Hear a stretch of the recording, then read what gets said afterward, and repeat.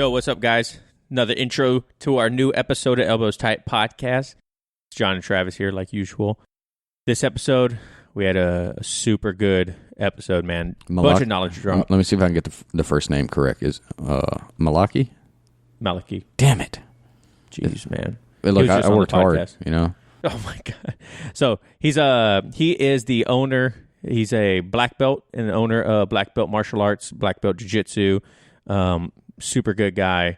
Malachy Friedman. He's on Instagram and everything like that, but he is Alan and Trey. We talk about them a lot on the podcast. He's their black belt, and they're the ones that made a huge impact on us during our jiu-jitsu journey, so we decided to try to get Malachy on it. Yeah, it was a good one. Good, man. It was 2 hours of just like knowledge and nonstop. It was good, man. So be sure to check it out. Listen to the whole thing. He has a bunch of good stuff, especially at the end of it when he goes over some stuff. So especially technique, and we ask him, what is it like, or what would you ask, or what would you tell the blue belt or white belt that's, getting the blues. So yeah, and I think we got some videos to go check out. Yep. You can check out the video on our YouTube page, and yeah, it's super fun. So on for the beverage of the day, John, what you got? I had a Laguna's something easy. I think we've talked about that one before. Yeah, it was really good. Fantastic IPA. And Travis had a Tiki Escape IPA, which is also pretty good. Yeah, it was really good. I don't know which one. I think I've had both of these. I think I probably like the Tiki a little bit better. Really? Which is 7.7% alcohol by volume. It was good. It's made by Stone Brewery, so they have like the Arrogant Bastard IPA, the Tiki Escape IPA. Their IPAs are really good. They have a really good double IPA, but I can't drink double IPAs. Like we always talk about this stuff. It's way too heavy. But so that is the beverage of the day. That is the overview of the episode. Be sure to listen to the whole thing. I'm telling you, it's a good one. It's a long one, but it's a good one. So, but thanks, guys. Hopefully you guys enjoy the episode, and we'll talk to you later. Bye.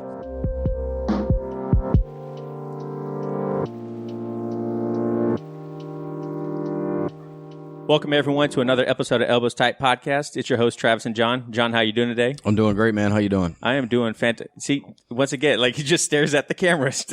Every time. Doing pretty good, man. We had some fun disc golfing this morning. How'd you like it? It was good. I haven't played that in 30 years. I think the last time I was 11 or 12. So like 3-0? Yeah. That's a long time ago, man. Yeah, it was a long time. Yeah, I had a blast. The sun was out in sunny San Diego, and it was pretty great, man. I sweated more than I was expecting. It was like one of those things, like I was not expecting it to be that physically exerting, and it was no joke. We saw the lady in the cart come by, and I was like, "Do you have any beer?" She's like, "I wish." I was like, "I don't think you're supposed to say that." But we have a very special guest today. We have Malachy. How you doing today, man? Good. How are you guys? Fantastic. So He has made a big impact. When we ever talk about jiu-jitsu in Japan, this is the man that we refer to. His students are the ones that changed our jiu-jitsu quite a bit, and so we finally got him on and able to talk to the man, the myth himself, about everything that we've learned and whatnot. So, but without going any further, Malachy, you want to go and introduce yourself and tell people who you are and whatnot? Yeah, my name is Malachy. I'm a Ricardo Liborio Black Belt. I fought MMA for a good long time, and then I got concentrated on the gi after a couple of injuries. I still coach MMA fighters, and then I started releasing instructionals at some point, and they did okay. For a long time, I kept them secret. I didn't, for some reason in my head, I was like, I didn't want to show anybody my stuff.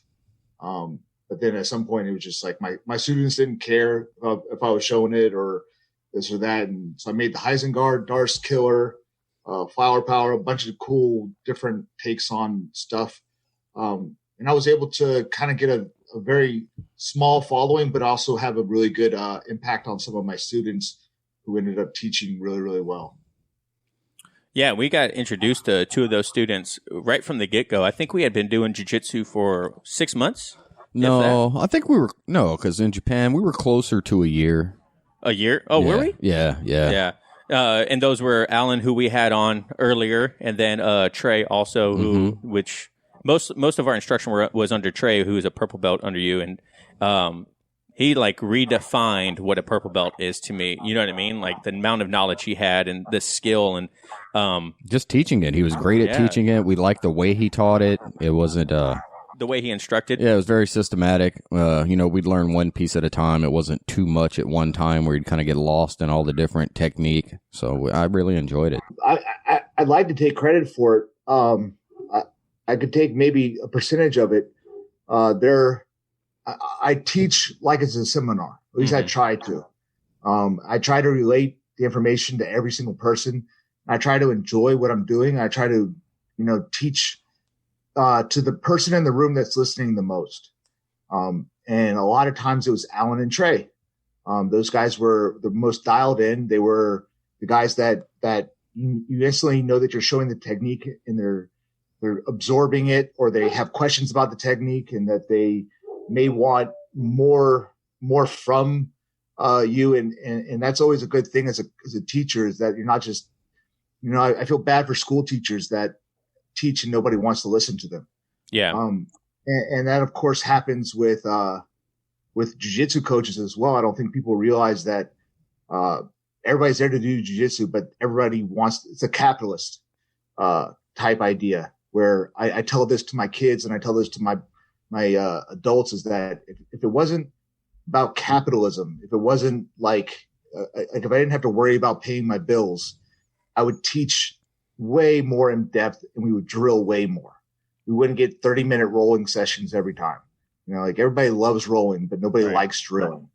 Yeah, that's true. Yeah, it's very true. I remember when we first started, I wanted to so badly just put everything to use right away. You know what I mean? And it was like, all right, he showed me how to do an arm bar. I don't want to drill it. I want to get into live rolls. You know what I mean? It's kind of like that immaturity in the situation to where you're like, I learned it. I know it. I need to apply it, instead of like a king of the hill or like positional. Like now that I've done jiu-jitsu a little bit longer, positional sparring is great. You know what I mean? It's by far the most underutilized thing by coaches. Yeah. It's the in-betweens. So like with my kids' classes, they're easier to teach. So like we'll go under like one person will already have a knee slice pass already going, and then we'll go live from that position. Or we'll go from like an arm bar where they already have the arm bar in, they have the arm tied up, and it's like, man, these are these small micro positions that you guys, it's either we're either going to get our back taken or we're going to, come up on top. And a lot of times those aren't taught, and you watch them do a technique and then they're like, for a second, they look like a dead bug on their back. Another person's back on top of them. And you're like, man, if they were winning that. They had the exact technique that they needed. All they had to do was scissor the legs and come up. And they were just 1 second off, one wrong decision off. And a lot of those micro positional sparring stuff is what changes your jiu-jitsu. It's where you have success and where other people don't have success. It's just that one choice or that one intuitive movement throughout the technique. Yeah, and you were talking about earlier your instructional on the Darce Killer, and I'm pretty sure you came out with it right after Darren Till got darced by Tyrone Woodley, and he showed no defense for it. So that came out a year or 2 years before Darren Till. Oh, really? I just commented on how crappy it was that I feel like I have the best Darce defense out there. I studied it. I trained it. I put it to the test against guys that were just killers. I had Keenan Cornelius come down. I had him darce me. I had Tanner Rice. I had these guys. I had Gleison Tibau, just mammoth of human beings and just ultra skilled. I remember Keenan told me, I'm not really good at the darce.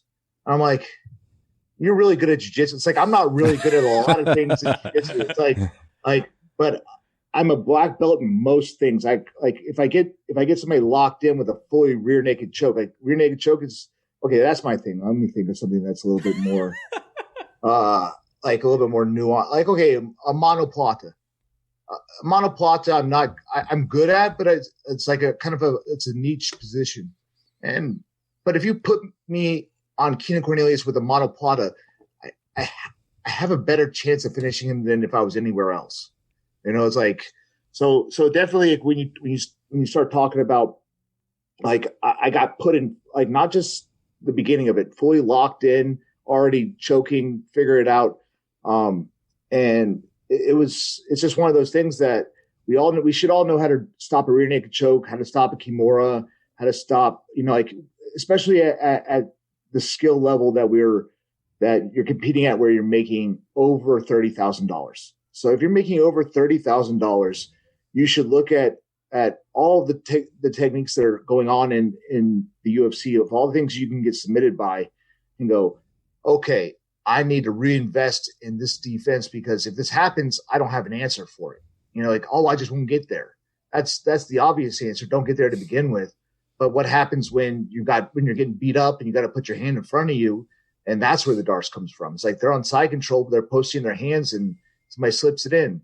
You go against, Charles Oliveira, I guarantee you, man, you're going to get anaconda or guillotined. It's like, well, how does that guy always find his way there? Because he forces people to come up in bad situations. And it's not just that you're unlucky.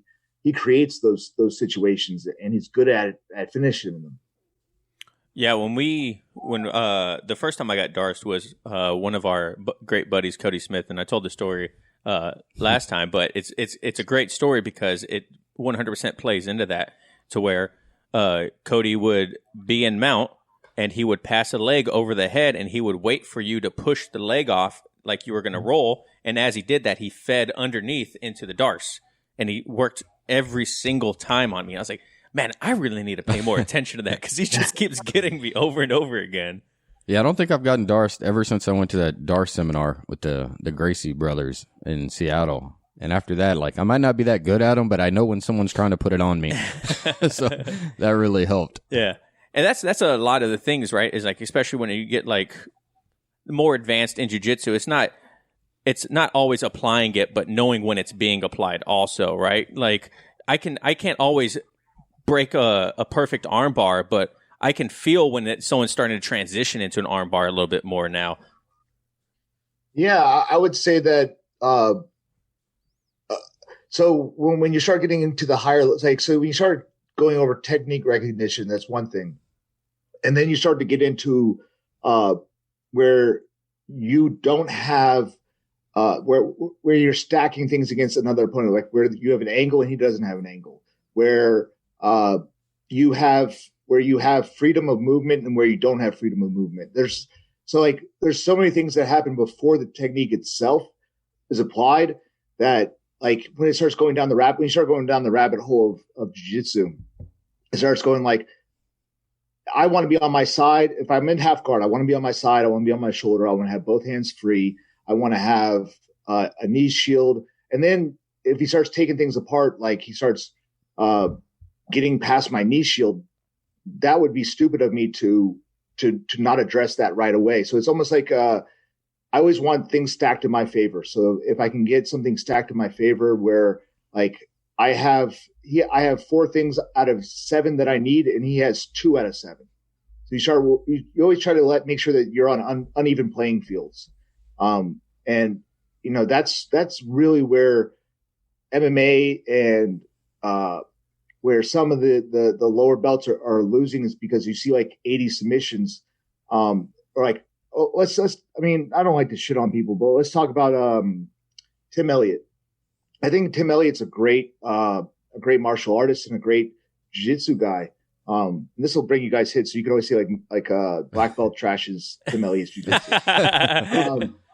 No, I think that he moves through the submissions too fast. He chains them too fast, and I know this because I was a lot like him. Like I could always beat really good guys in the scramble. Like, so as long as we're scrambling, I have submission attempts. Like I would finish some really well-known guys, and I'm it was kind of high on my horse about it. And then there were guys that would go super slow, like a guy like Marcus Aurelio.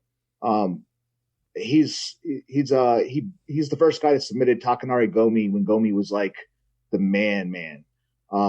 And he would slowly pass your guard, and then you'd have to get your guard back, and then you'd slowly pass your guard again, and then he'd stay there for a little bit longer. And slowly you realize, like, man, I'm losing constantly. Like, I'm getting fatigued. I'm getting tired. This guy keeps passing my guard. Now he's going to mount. I have to get him out of mount. Like, he may not finish you, but he dominates you until there's something that you have to give up. And if it's MMA, you're going to give your back if he's on mount elbowing you, or he's punching you. So it's like, you can't say like, oh, because he didn't submit me, he wouldn't submit me in an MMA fight. No, we're talking about punches, so I don't want to eat 1,000 punches to my face. So maybe I'll give him something to try to get out. But that's where a lot of guys, like, when you watch guys transitionally sparring in like one submission, another submission, this guy's like Anthony Pettis, or, you see a lot of these fights where guys are like almost submitting each other on each transition. And that shouldn't happen as much as it does, especially at an elite level. Where you should wait. Like, it's not always your dance, like you're not doing a solo dance, you're doing a dance with somebody else.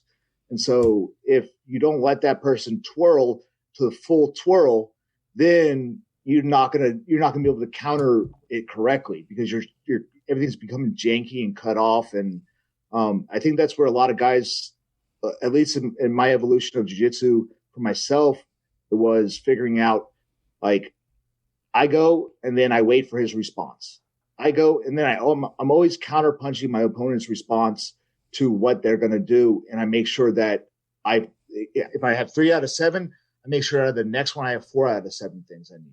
And maybe I only need 5 out of 7 things to finish the submission. It'd be great if I had 7 out of 7. That's a guarantee.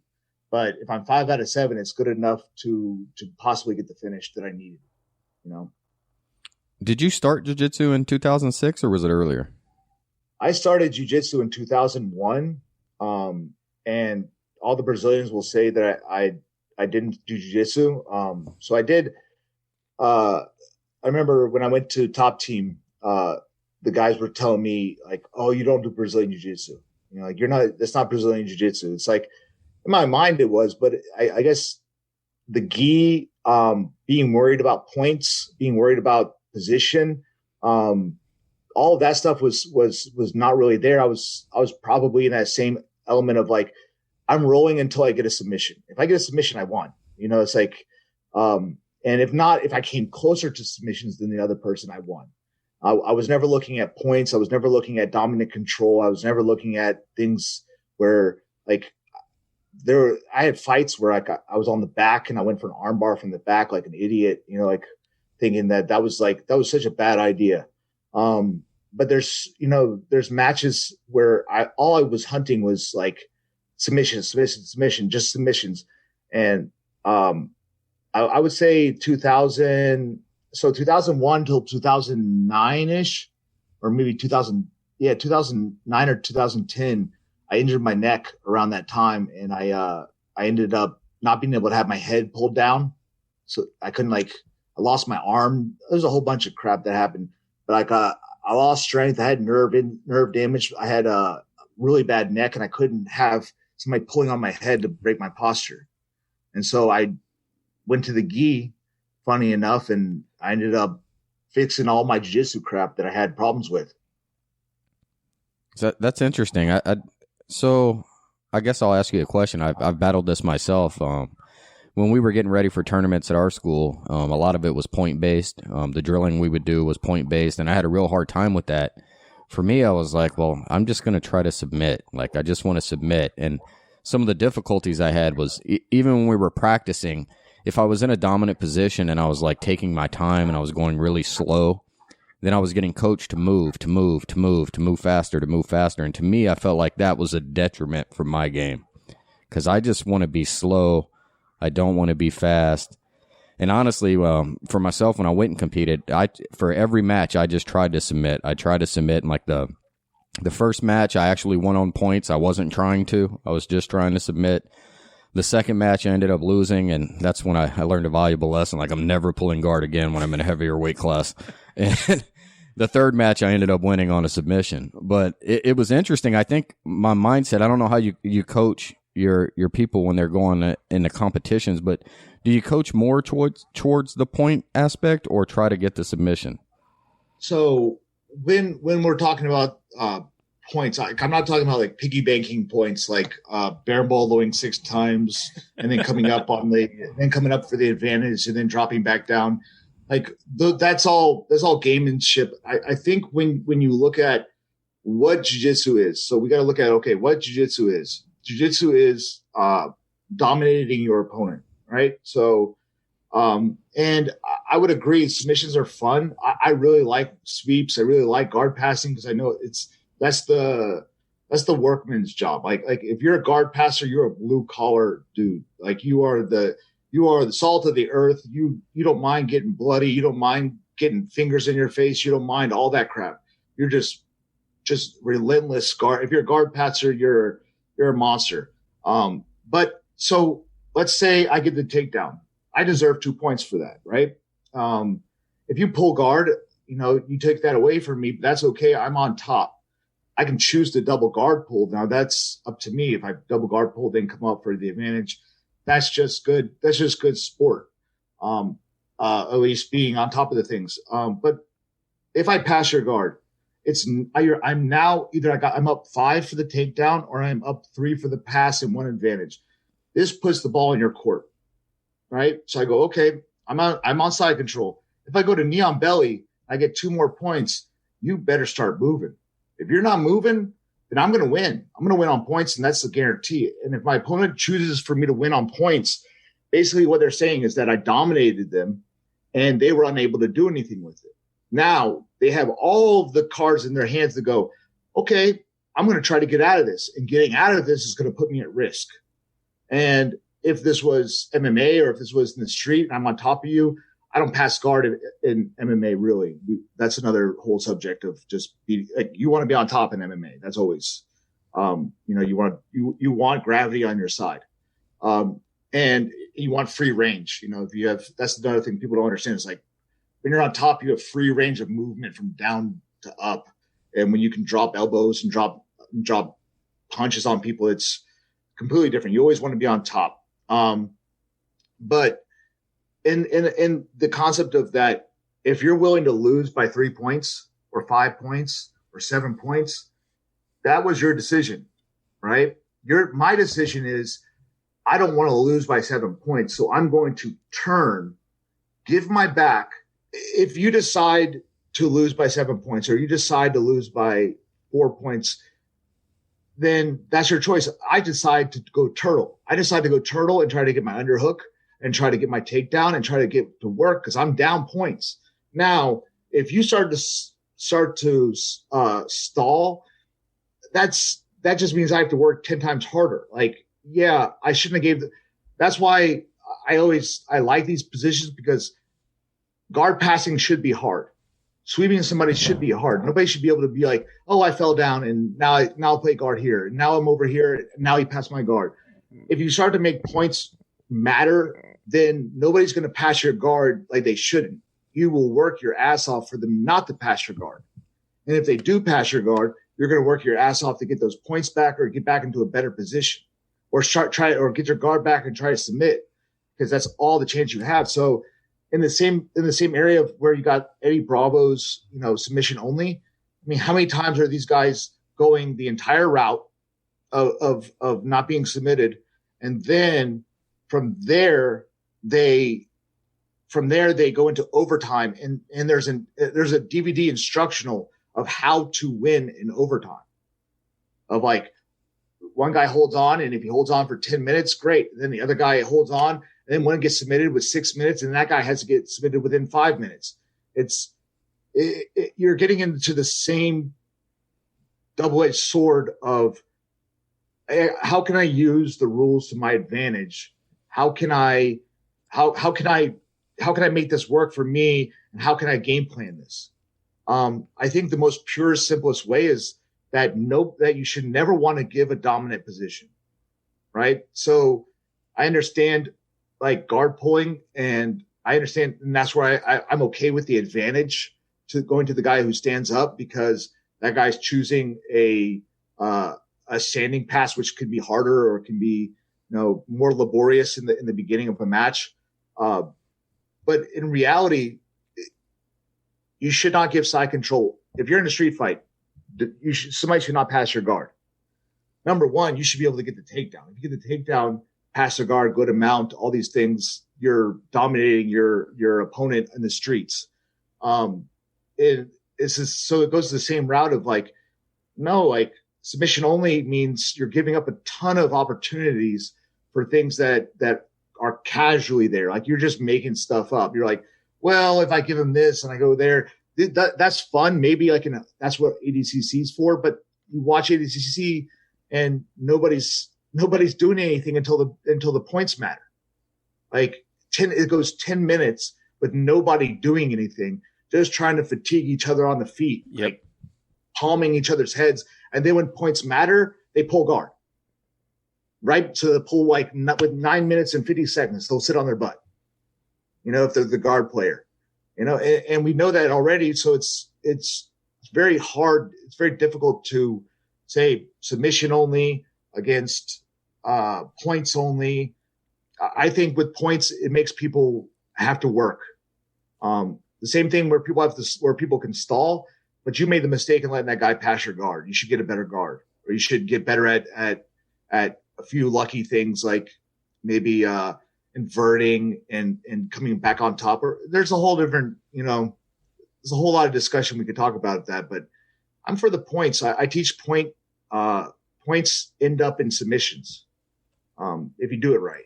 That's a good way to look at it. Yeah, I can see that, because then they're going to be scrambling, trying to make them up, and you'll have those opportunities. Right. Yeah, that's a good way to look at it, because, I mean, it was kind of explained to us in that depth, but and then we were taught also to like hold for 3 seconds to get those points and whatnot. And at first we were kind of against the holding for 3 seconds, and then I realized how long 3 seconds actually is, right? And in a street fight, 3 seconds is someone's entire fight. You know what I mean? Like if you hold someone there for 3 seconds and they're just like trying to squirm and get away from you, they exhaust a lot of energy in 3 seconds. So actually in transitioning into a street fight, it actually makes a lot of sense too. And once that was brought up to us, I was like, yeah, I kind of feel like a jerk now, So what made you want to like get into MMA and everything like that, get punched in the face for fun? So I really there was, like when I was a kid, I really liked the tough kids. I was like, oh, they're cool. Like I want to be like that. And, it kind of took me down the route of like going to parties, getting in fights, going to parties, getting in fights, going to parties, getting in fights.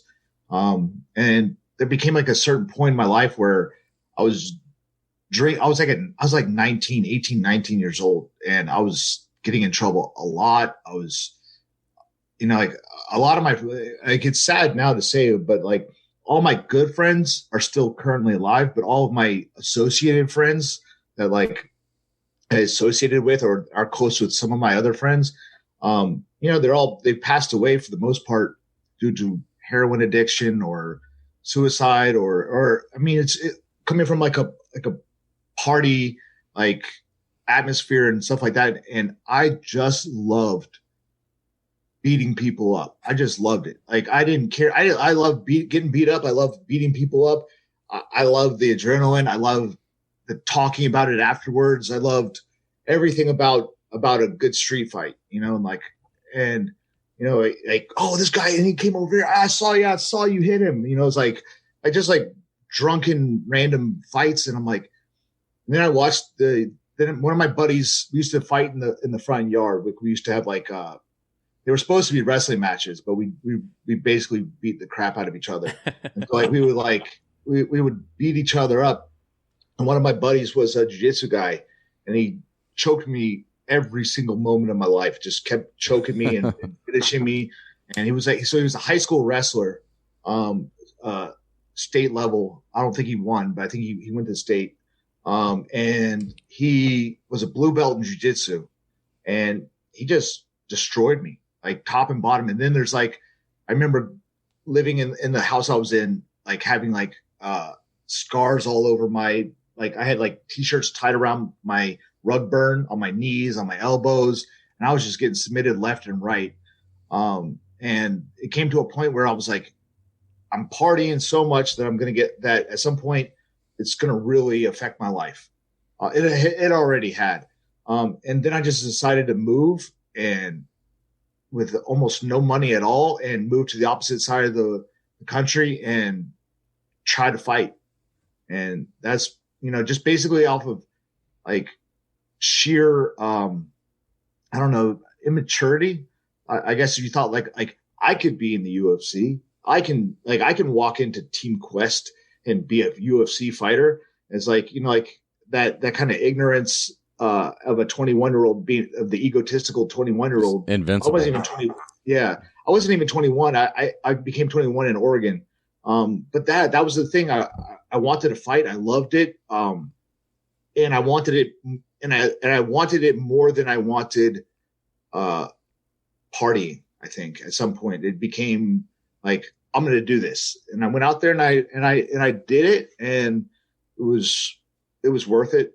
It's where I am now in life. And had I not had this obsession with being a badass, or this obsession with being a fighter, or this obsession with like, all this cut in school and not going and all this other stuff, had I not done that, maybe I wouldn't be here now. Maybe I'd be doing something completely different. But my mom just said, I just prayed. My mom was like, it's like, she's like, that's all I could do is just pray that you would grow up, because I knew you'd be smart enough to get out of it later. It's like, I just was worried about you, that you're going to get killed before that. And so now I'm here, and I'm able to affect young kids' lives now, and kind of show them that, like, hey, we're super tough over here. We're like, all the guys you think are tough, they're not. We're the educated, tough people, and here's the outlet to do this in. Here's the available, beat your chest type thing. Like, if this is what you want, if you want to be a badass, you could be here, but you can't drink, and you can't do drugs, and you can't get into fights in the street, because we're not going to allow that. Like, if you're a 16-year-old kid and you're drinking and getting arrested, I'm sorry, that's not the image we want for our academy.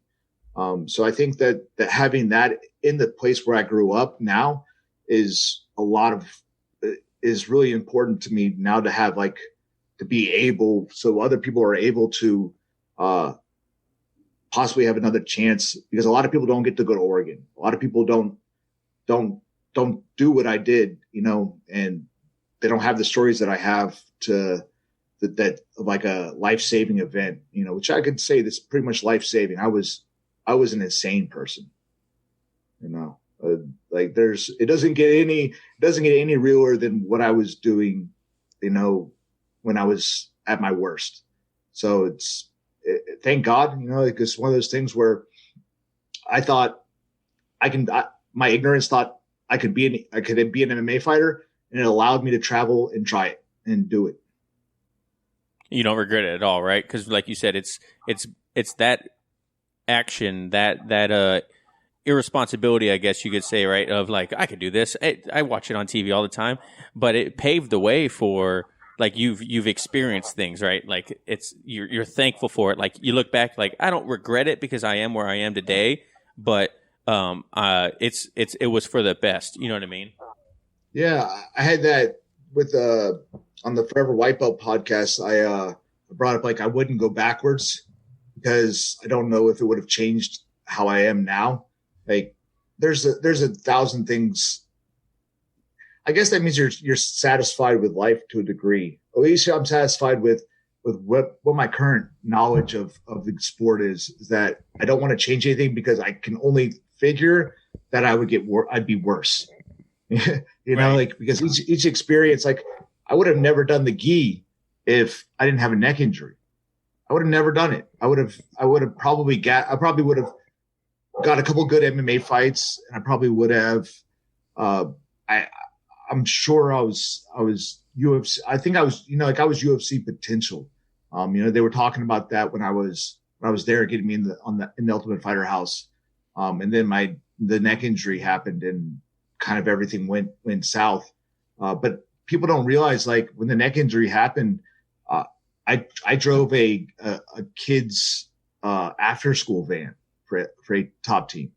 Like I don't know how much more humbling you can have than being like a like from being the guy that everybody wanted to kind of have a little bit of a touch on, and the coaches were giving me attention.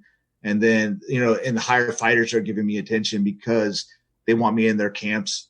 And then getting a neck brace and not really talking to anybody ever again, not everybody, but talking to your team members are kind of separated from you because you're no longer an asset. And then you're driving around this kid's school bus, so but it made me like dogged, like I don't think a lot of people really realize, they quit when they're ahead. There's been plenty of guys that I thought had all the potential in the world, and they just squandered it because something came up, something happened to them, something financially, something. It's always, it's these guys that, that they have all this potential and they have everything. And instead they decide that, like it's too hard and they're going to go somewhere else, or they're going to go do something else and they're going to retire. I'm still wondering what I'm going to do next. So it's like one of those things where, especially with the pandemic, I don't know what's next. Are you guys in California? Yeah, we're in California. We're in San Diego right now, but we're originally from Washington. We're down here for work. Yeah, Washington. That's a nice place, man. I went to Wenatchee. Wenatchee, yeah. Wenatchee's nice. I had a couple of fights out there. I fought some I think natives, some natives in some cage fights out there. Because I think they drove the bus by the jail and they offered the guys $600 in a room to stay in, and you didn't know who you were fighting because they were just picking dudes up from out of the jail. Wow. Well, that's pretty crazy. Wenatchee's a weird place. Yeah. I fought, Missoula and stuff like that out in those areas. But yeah, it's, like you guys are in California. Are you guys training right now? No, I haven't been training. I haven't trained since like July. My wife's pregnant. She's due October 15th. And so I'm trying to, thank you. So I'm trying not to get the COVID as much as possible. She's back up in Washington, but I haven't really trained down here because we're just so busy all the time. But John, you trained a little bit, right? Yeah, I've been going to this Krav Maga place up the street. That's like the only thing open out here, but it's mostly been just boxing and some stand-up that I've been working on. But I talked to Alan yesterday. I think I'm going to go to the Chula Vista Jiu-Jitsu Club. And it's been a couple months. Yeah.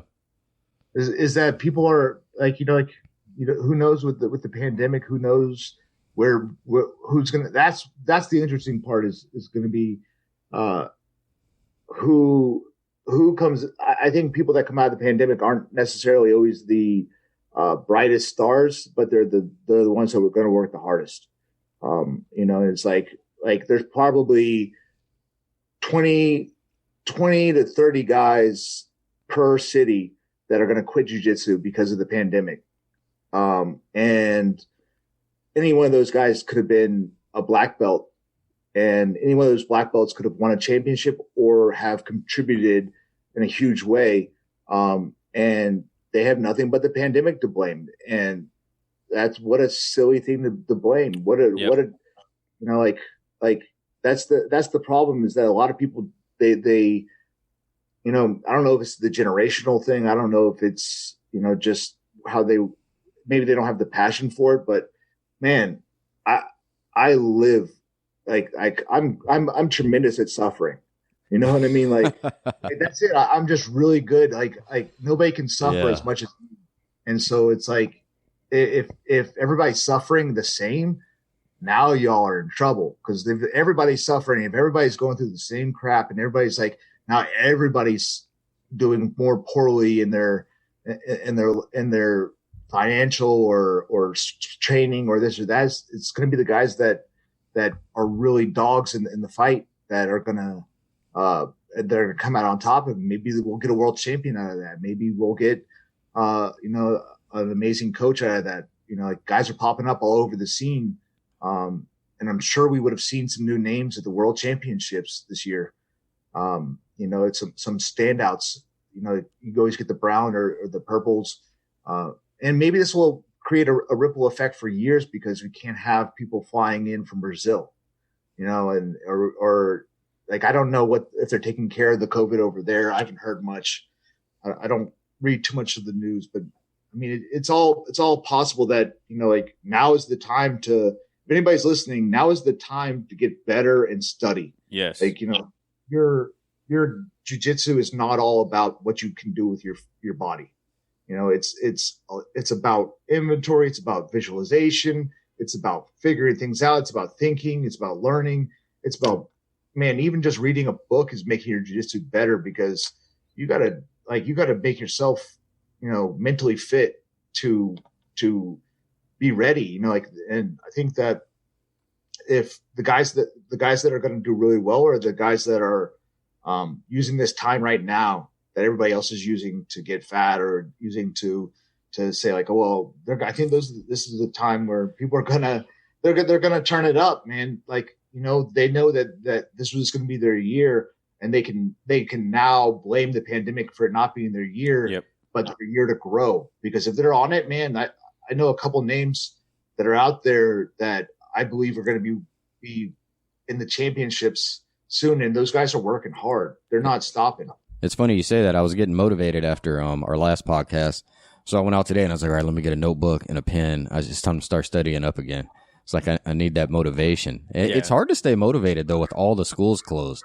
Yeah. Like, it's tough. The motivation's tough on that side of it. Yeah. When I'm back home, I still train, but here I haven't trained because there's like, we work like 10, 12 hours a day. And so I'm like, oh man, I just really don't have a bunch of time right now. But when I get back home, I'm super pumped to get back on the mats with all my buddies and whatnot. But yeah, I mean, you definitely have different reasons. I mean, when you talk about the military guys, you talk to different people. There are valid reasons for not doing certain things. Like, I've had people talk to me and they've told me like, well, like, I'm worried about giving my wife COVID, or I'm worried about giving us, like, I haven't seen my mom and my dad since February without seeing them through a glass door. Right. It's because my parents are in their 70s. They're very worried about this. They're taking it as serious as possible. And then I get somebody who wants to talk about, well, I'm concerned about, it's like, man, then stop coming to jiu-jitsu.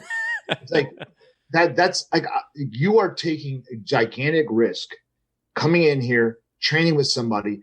And then if something happens where somebody in the gym or something else gets COVID, it's like, well, welcome to the entire world. Everybody's getting COVID from everywhere else of these interactions, but you are on top of that, a place where bacteria and disease spread anyways, are now worried about COVID only when there's an outbreak or there's something here.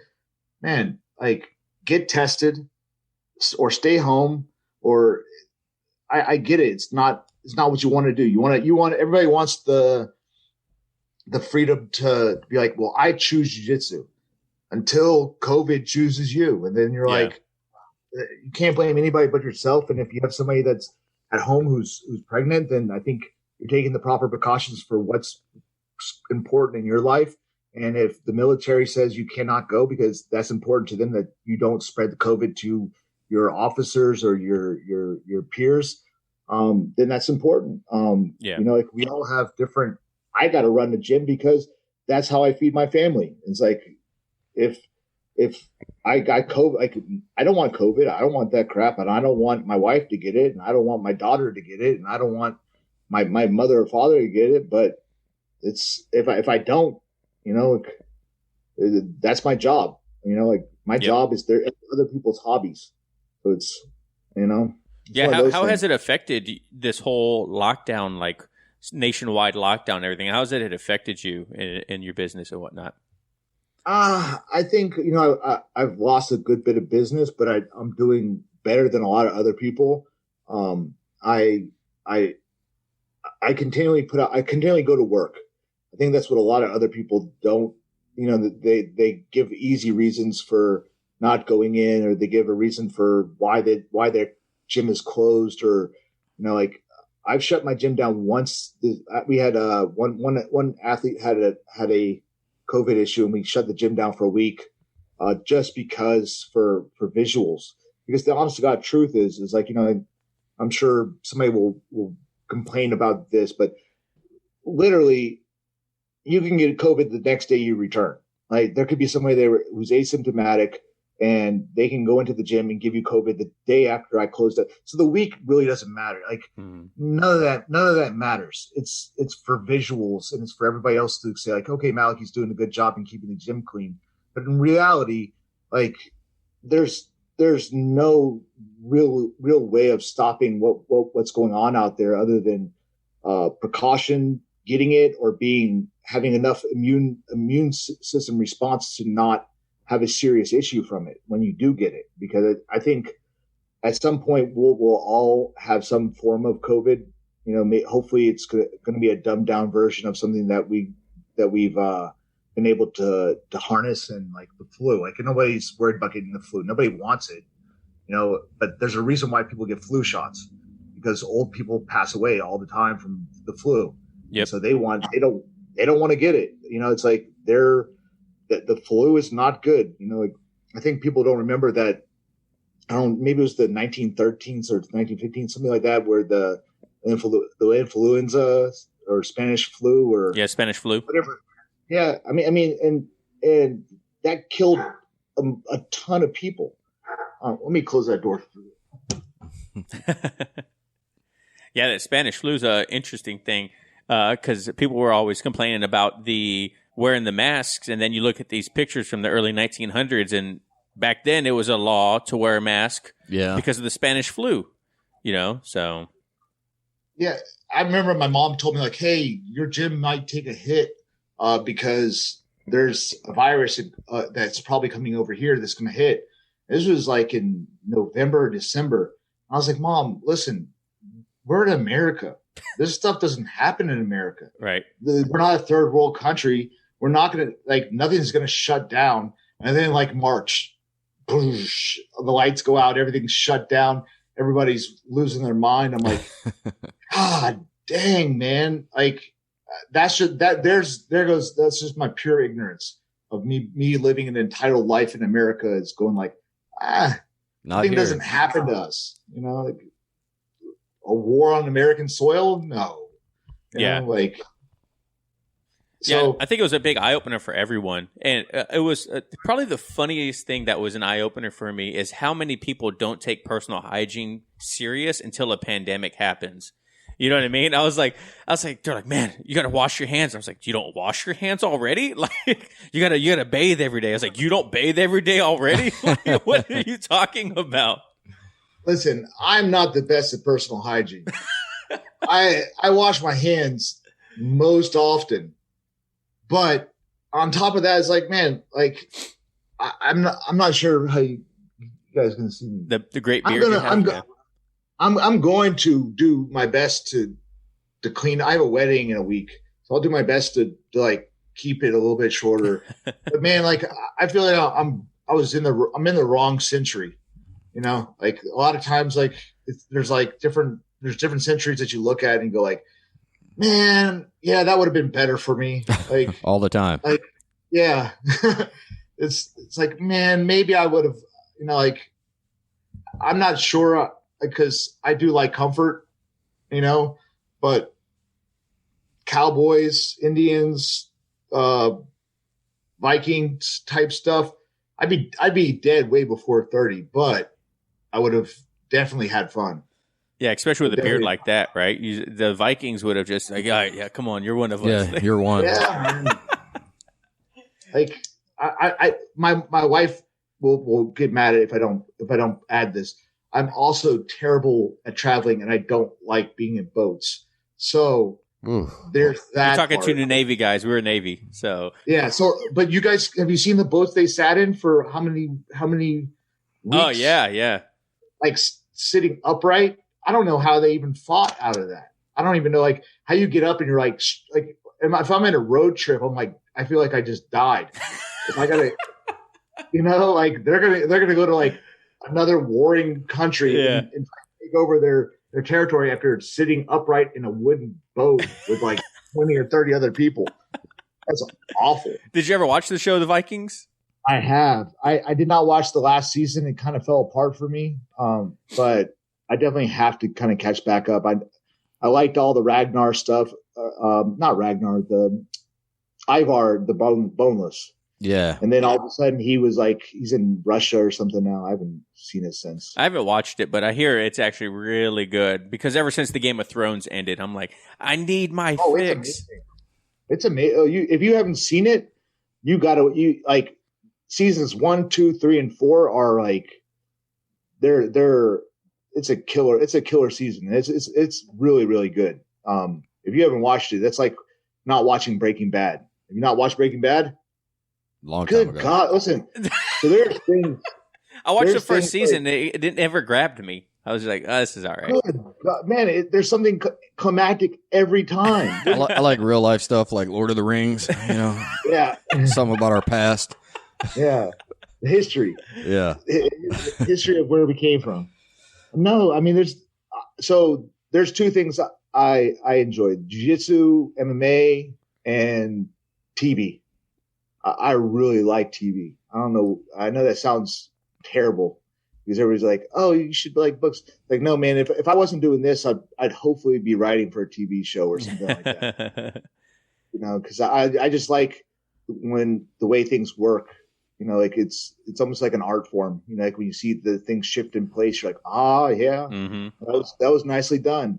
So the same thing with jiu-jitsu. It's like if I see nice jiu-jitsu nicely done, I'm like, that was good. It was a good setup, good finish. You know, like I would really enjoy that. Same thing with TV for me. So what do you do as in your pastime then besides jiu-jitsu? And TV. Besides jiu-jitsu TV, I see you put a lot of content out on like the gram and all that stuff. And do you spend a lot of time just editing or do you do other things? Yeah, I mean, I would think that most of my day revolves around the business. We're still a small business. We're trying to open up and become a larger facility through the pandemic and through because we got a new property, we got all this stuff, and then the pandemic hit, and like nobody wants to give out any bank loans because nobody knows what's in the foreseeable future, especially not for something that is like, hey, you have to be in 6 feet of contact with somebody for this. But so I do a little bit of editing. I kind of I cheat a little bit on my editing. So I shoot all my classes. I put them on my subscription site. And then I take whatever I think is good and I cut it like super fast. And I'll just and then, so yeah, maybe about 25 minutes of editing, a day. And that's a lot, but, just like everybody else, I don't have the person to pay yet, you know, so I don't have Bernardo Faria editing my stuff yet, but, if I want what I want in my life, I know that right now I got to suck it up and do it, you know? And so I think a lot of people think oh, you know, you probably just jiu-jitsu and go home and have a nice life. It's like, yeah, I sit there. I have Judge Judy playing in the background. I got, Judge Judy's. Yeah, that's what's up, man. You telling me, look, I'm so sad. I come home from work and normally I got 2 hours of Judge Judy. And now they redone the TV and I ain't got no Judge Judy. I'm like, what is going on? That lady is awesome. Dude, Judge Judy's my, she's my Mother Teresa. I'm so glad you said that. Yeah, she's. Must be an older generation thing. Dude, it's one of those maybe things. It is. She reminds me of my grandma. Like my grandma was so mean.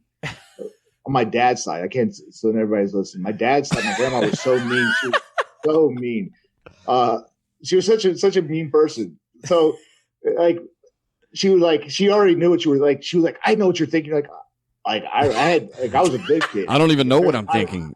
Yeah. But no, I love seeing people that are idiots get their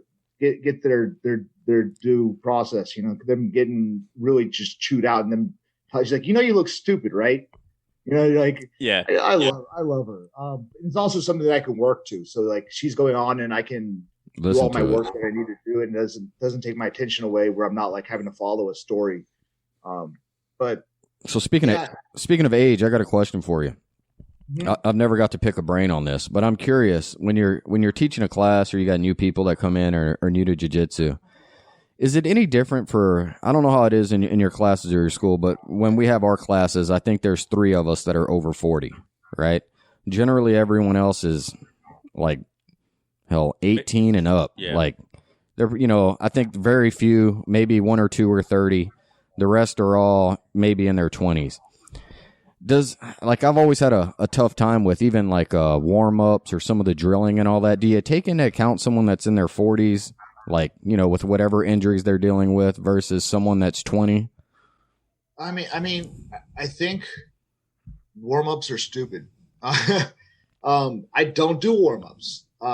I don't run. We don't do forward rolls. We don't do backward rolls. We don't hip escape down the mats. We don't do push-ups like insane people. I think that's fluff. That's for instructors that want to get rid of 15 minutes and then want to teach 15 minutes and then want to roll 30 minutes. I think there's better ways of drilling, which means, hey, pick a sweep so if it's basic class, pick a basic pass and drill that. You got 5 minutes each person.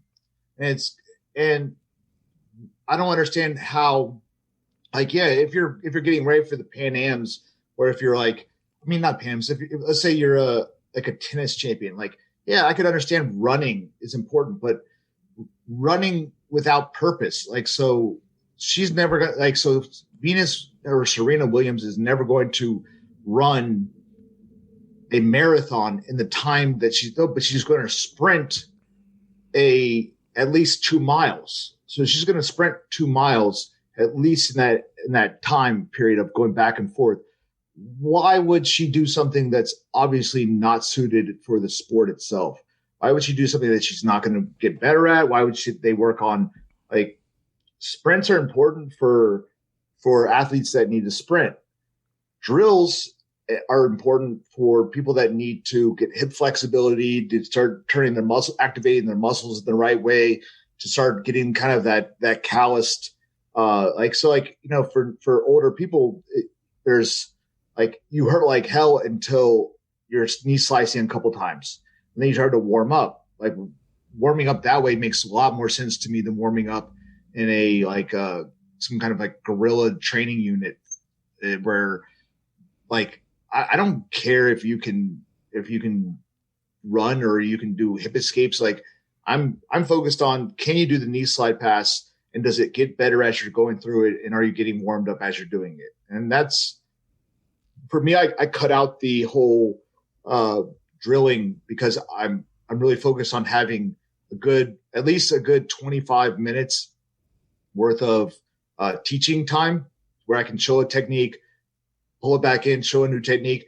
correct something that's going on, or answer some questions, and then go into the rolling, 20 minutes to 30 minutes of rolling. But I don't have enough time for us to screw around and run around in circles. One thing we did in Japan, and me and Travis really enjoyed it, is when we wanted to warm up, we just got to class early. We warmed up on our own, however we wanted to do, which was normally some type of drilling. Yep. And then class would start. We were warm. We liked it. We didn't waste any time, and it was straight into technique.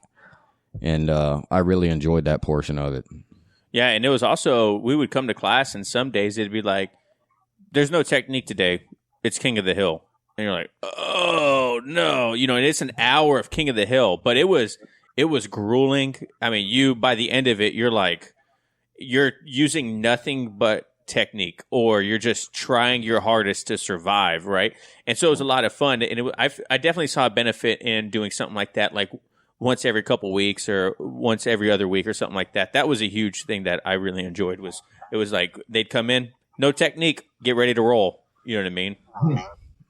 Yeah, I think it's important to maximize time, because we only get so much of it. We only get so much free time. We only get so much time to get better. And if I feel like I'd never try to give away a class. That's the biggest thing, is I'm never trying to throw something away.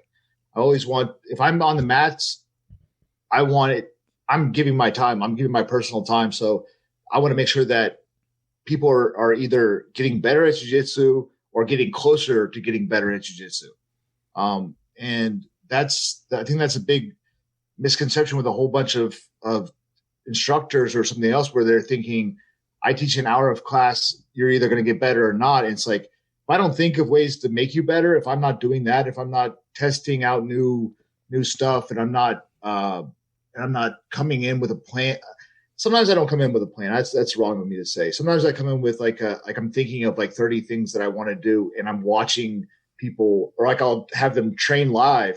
So we'll go, okay, guys, 2 minutes. So like that means that 4 people are in the middle for 2 minutes, and they keep going in 2 minutes, and they don't realize how exhausting that is because they think like, oh, they're not going, but all of a sudden they're going like 6 times. It's a ridiculous pace. And then I get to watch what actually is happening, and I get to develop my class right there with the people that are there, with the mistakes that are being made right then and there. And I really enjoy doing stuff like that. And sometimes people get cold, and that's the end of class. Like, yeah, they train before the technique because I'm not trying to get anybody to roll cold. But I'm trying to think of the best ways possible to create a good environment of improvement. I think that's where a lot of people miss, that they think if I just keep coming, I'll get better. And that's true, but not as fast as everybody else if you do it with a game plan. Yeah, no, I agree with that. I think there's a place for getting warm, like you said, right? But I think the practical getting warm of using jiu-jitsu to warm up for jiu-jitsu instead of using exercises that, like, John has a bum shoulder, and so when we do push-ups, John doesn't really benefit from the push-ups because he can't do a full push-up because of his shoulder. You know what I mean? So it doesn't translate directly over into his jiu-jitsu game because in his jiu-jitsu game, he just doesn't use that arm. You know what I mean? Like, yeah, 100%. And had so I have 3 spine surgeries, and had I been forced to do a whole bunch of stuff that was ridiculous, you know, I kind of got the good graces because I got into the gi and I was good. Like my second day I got my blue belt. And so I was kind of like pushed forward into the, like, get this guy, like move this guy through. And they knew me as a teammate. So a lot of the black belts that taught the classes when I was part of it were my teammates. And so they kind of like, of course, I'm not going to, I don't have to be a part of all these warm-ups because my body is absolute crap. My body right now, physically, my body can only do a couple things. One of them is jiu-jitsu. The other one is like push-ups and sitting and driving a car. Like everything else is just like the end of the world. Like if I got to do dishes, like I'm like preparing, I'm like, all right, you're going to be looking down. You're going to be looking down for about 30 minutes. So you got to make sure you keep looking up and stretching your neck. And like, so there's this, like, I've been doing jiu-jitsu longer than I've been doing anything else, I think, in my life. Yeah, that's kind of weird. And so, yeah, 19 years, I can't think of anything I've been doing repetitively other than showing technique or drilling or showing something or rolling, which hasn't really been a part of my daily life since my last back surgery. But every time I show a technique, they don't know it. They probably wonder why I do it like 10 times because I'm like secretly doing the move for myself, you know? So that's interesting because, well, now I'm almost at the point now where I'm like, man, I need to skip the first 15 minutes because you kind of hit on it, right? Like you got a ton of injuries now, and I'm in the same boat. So I'm like, man, that's like, you know, but as far as it goes, like, you know, I'm a blue belt, right? So, you know, I don't have enough technique to make up for a lot of that stuff. You know, I just don't have it yet. So it's interesting. I think talking to your instructor and kind of having so I think, I mean, I can't say that all instructors are going to have an open mindset, and I don't have an open mindset to a lot of other things that instructors like. I don't do open mats, and I don't like opposing gyms. So like, not that I don't like them as people. I don't like them as like, I don't do the community type shit. I don't do that. Like, hey, let's all go and have like Brazilian steak and like, let's go. I don't want to do any of that stuff. I'm not interested. Yeah. And so it goes to the point where like, if somebody tells me I have an injury, I say, hey, go easy on that injury. It's like, yeah, man, this has been bothering me. I'm like if they're injured, they should come in and take notes. And if they can't, some people have come to me and like, hey, I can only drill. Is that okay? I'm like 100%, 100%. Yeah, I would rather you get better at jiu-jitsu than suck at it and come back and be worse. If you think you can drill, let's do that. Yeah, come in, do the drilling. Like if you can, it'd be nice if you stuck around and watched the training because that's part of being a team member. So like if you cut out after 15 minutes of drilling and technique, it feels kind of like, but I really believe that if somebody's coming in and they're like, hey, I can't roll, but I would like to do the technique. I can't do the warm-ups because I'm injured right now, but can I do the technique and the drilling? It's like, of course. Why would I say no to that? I'm trying to make people good at jiu-jitsu. I'm not trying to like we're not going to war. Like if you can't carry, like, you know what I mean? Like I'm not like, if you're not physically fit, you're going to put me in danger. Like, no, that's not how it goes. It goes, if you get better at jiu-jitsu when you're injured, that means you're going to come back when you're better and you're going to give everybody else a better role. You're going to bring everybody else up. Yeah, our school's pretty good about that for the most part. I've definitely, I did, we were doing takedowns one day and we have zebra mats and my tendon right below my knee hit right on the corner of a zebra mat during like a single leg. And I didn't realize it injured my knee until I was sitting at home doing something and I went down on my knees to like work on the floor and I thought I had like put a nail through my knee and I was like, oh crap. And I like stopped and I looked down. I was like, oh, there's nothing there. That's weird. And so I put my knee back down on the ground. I was like, oh crap. Like what is going on here? You know what I mean? That. And it was, and I couldn't do a lot of the warm-ups. I couldn't like duck walk or like shoot single legs. And now subconsciously, because of that one injury, now I try not to put that knee on the ground. It's 100% now, but now subconsciously I'm like, I can't put that knee on the ground, man, because I'm afraid I'm going to get that same injury again because it hurt. Man, did it hurt. I mean, it's no back surgery or shoulder surgery or, a bum neck, but it's like it changed my game for a little bit on how to work around it. You know what I mean? And had you not trained during that injury, like had you you couldn't play on your knees. Not at all. Sure. But you can play off the ground and you can work on making your close guard better. You can work on making your lapel attacks better. You can make just the timing it takes to put in a rear naked choke. That's improvement stuff where like if your whole entire lower body is screwed up, if you can just do this and go back and forth and like hit the choke, it's like that should be easy because when I get to the neck, it should be done. Like as soon as I'm going into the back, the transition, and there's an open space for my hands to move, I should be honing in on that choke. It should be tightening up before I even land. Mm-hmm. And how am I going to get that if I'm not spending time drilling it? How am I going to, there's years to improve on that, but there's also quicker ways of chunking things into drills of like I show my kids how to do arm drag double legs because like wrestling's hard. Judo's hard.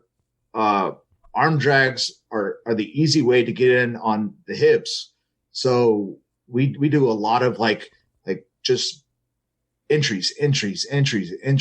So we're always like, especially with the kids, we're doing a lot of entries because if they can get that entry down, we know we're going to get on the legs. So it's one of those things where it's like, if you're not drilling those micro pieces, and it doesn't matter. Let's say the kid can't land on his hand. He's got like a whole rug, like he fell off his bike, which I always get. I get kids that like fell off their bike, or I get kids that, that broke their arm because they were doing something crazy. They have a cast on. As long as they're doing something that's mimicking the movement and the motion, they're getting better. They're improving their timing. They're improving their, not everything has to be perfect scenario of work. It's like people break their arms all the time and they're boxers. They're like, I want to put my membership on hold. And I'm like, I'm gonna like I'll let you put your membership on hold, but that's probably the stupidest thing I ever heard. I said, because like you now have the ability to get much better with one hand. Like you are now forced to get better with that one hand. And it's like, that's like a blessing. Like, yeah, you don't get to spar. Yeah, you don't get to do all the pad work, but you get to work your jab, or you get to work your right hand or your counter cross like every day. Like you would get so much better if you took that as a sign that, hey, I can't do this, so I'm going to focus on this instead. And it becomes a huge, crucial part of your repertoire. So I don't understand. I don't understand. I think those people are they're okay. I can't say like I hate them.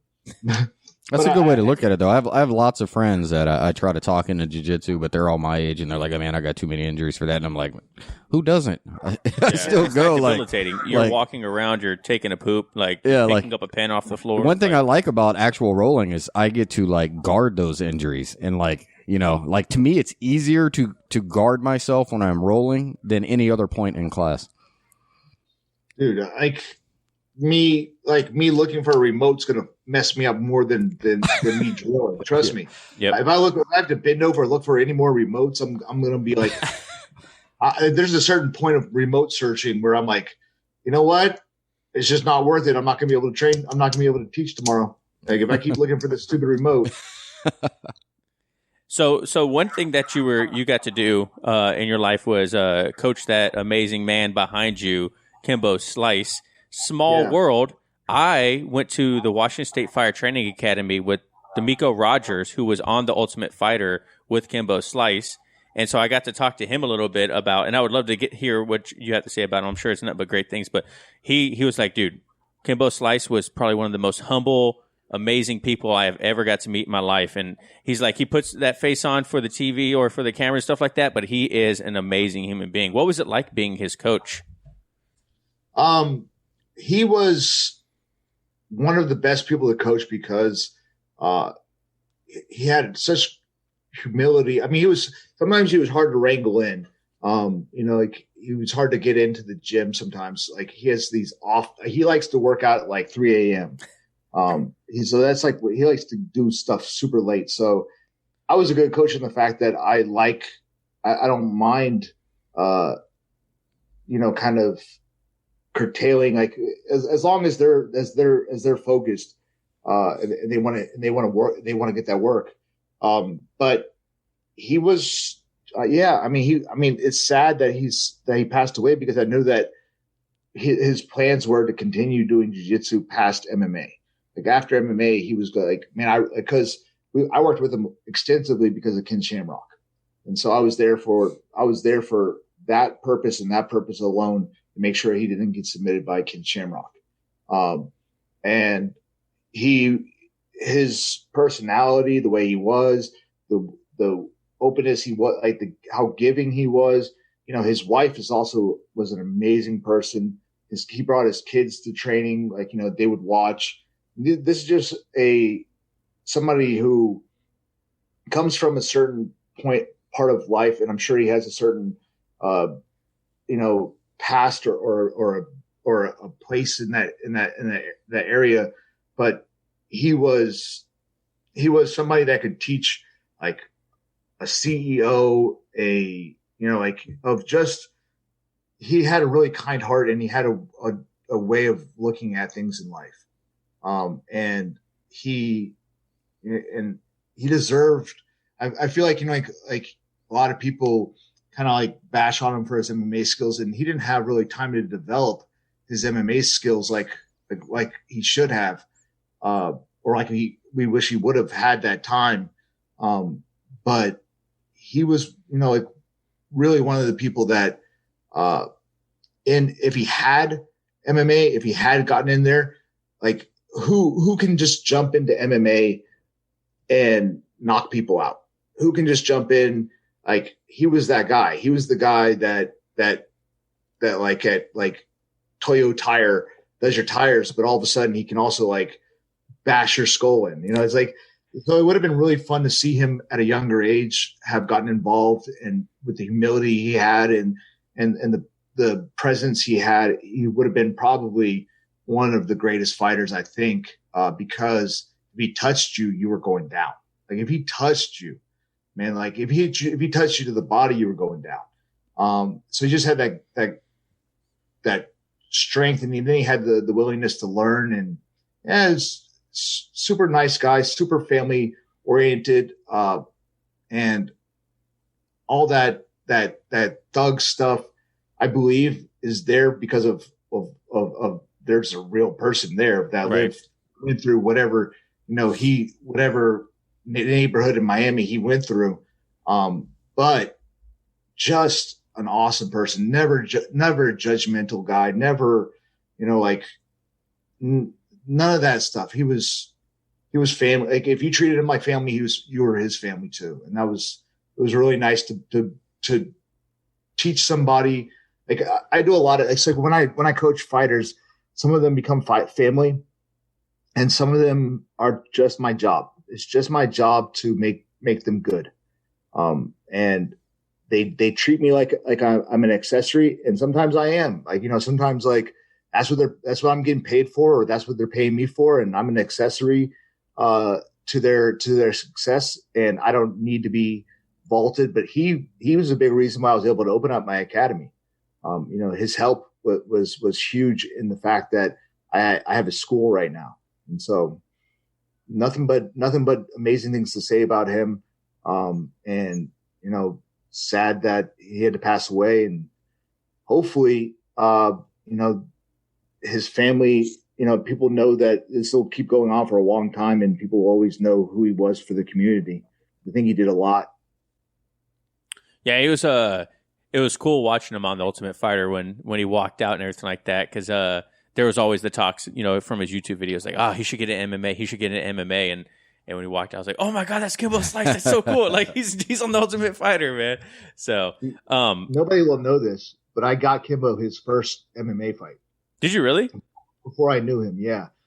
I fought for Cage Fury, and then they flew me out there to work as a matchmaker or an assistant to the matchmaker, and they were trying to get a main event. And the main event they got was so they're like, I'm like, hey, you gotta look at this guy, man. You gotta watch this guy on the internet. Kimbo Slice. Nobody really was watching him too much. He had like over 1 million views by that time. But I was like, if you can get this guy, everybody will tune in for the pay-per-view. This is a sellout. And then they got Ray Mercer to fight him in an exhibition match, which he choked out Ray Mercer within the first 2 minutes. It was they paid Ray Mercer way too friggin' much money, man. Ray Mercer, the old boxer? Yeah, the boxer. So if you look up, there's a Ray Mercer Kimbo Slice fight. Yeah, I remember Ray. I watched boxing growing up, so yeah, I remember Ray.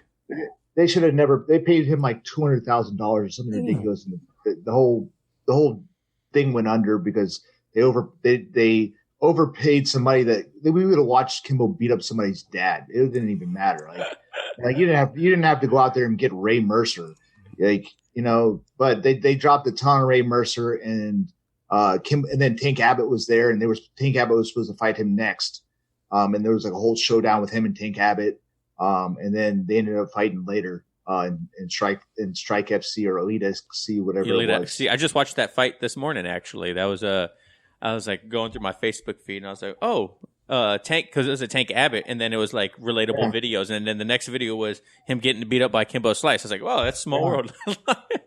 So what does it feel like walking into the cage or being ringside for like a professional MMA fight, like as a coach? Like, what does that feel like?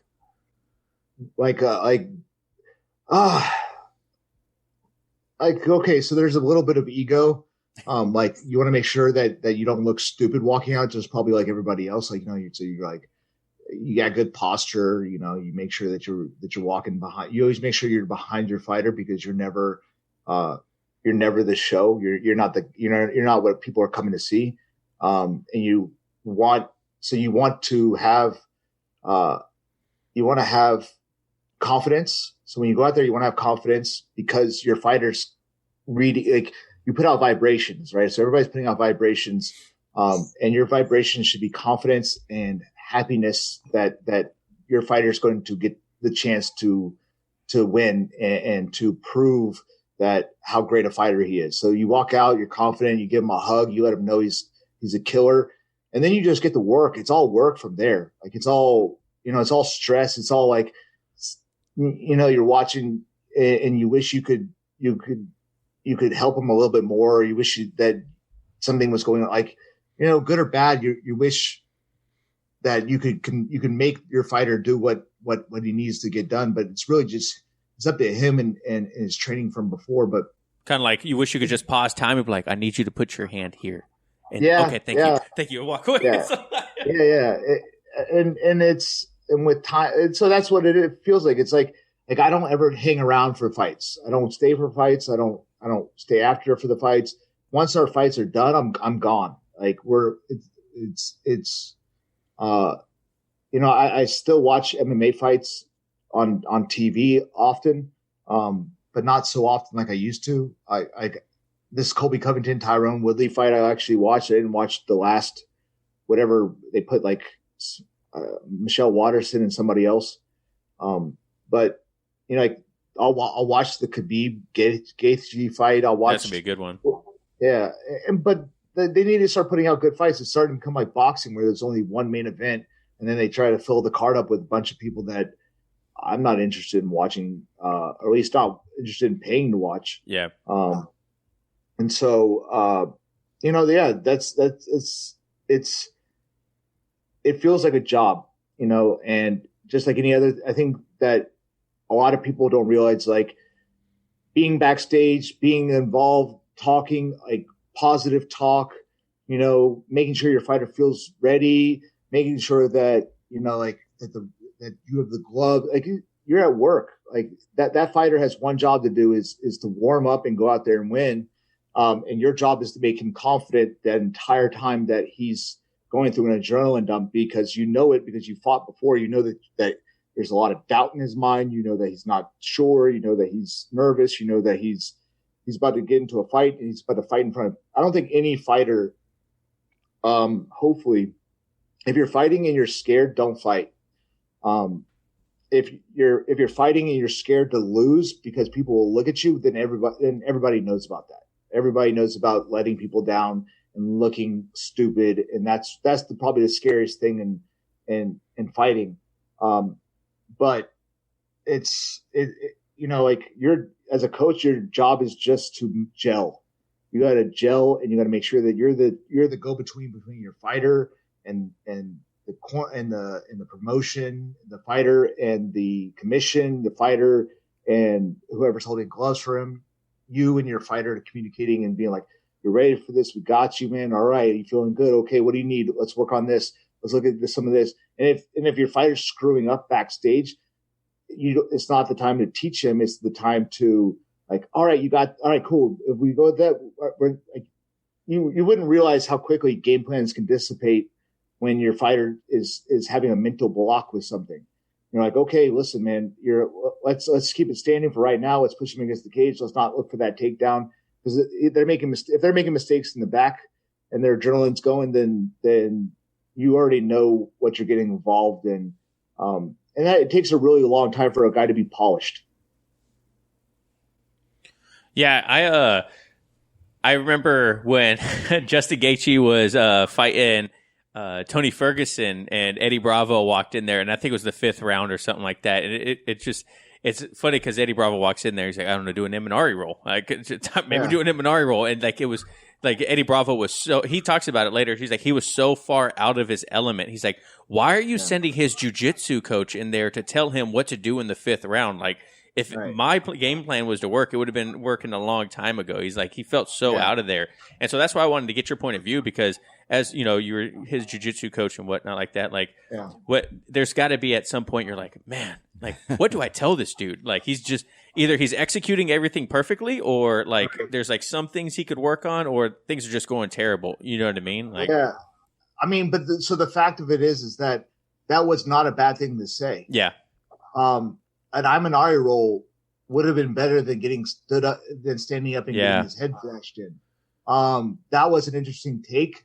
That meant Eddie Bravo believed in Tony Ferguson being able to execute that possibly. Mm-hmm. And I think Tony Ferguson probably should have took that advice, right? Because everything else was not working. So when everything else is not working, and your coach says, "I'm an Ari roll," and you may not be feeling it, but man, that coach says something. That coach is telling you to go for some special highlight move because he doesn't have really any idea what else to do for you. Right. And it goes like, hey man, we're gonna need a heel hook. We're gonna need you to drop it on a heel hook, dude. It's like that's a person that wants to see you win, that doesn't know any other way, because either you don't have it, you can't take your shot, or you're not taking them down. Like, you're not going to take Justin Gaethje down after he punches you for 5 rounds. It's just not. I don't think that's going to happen. And I think a freak submission was a lot more likely than a come from behind, take down, pass the guard, mount, beat him up. Like, no, I think the Imanari roll was a damn good opinion. Yeah.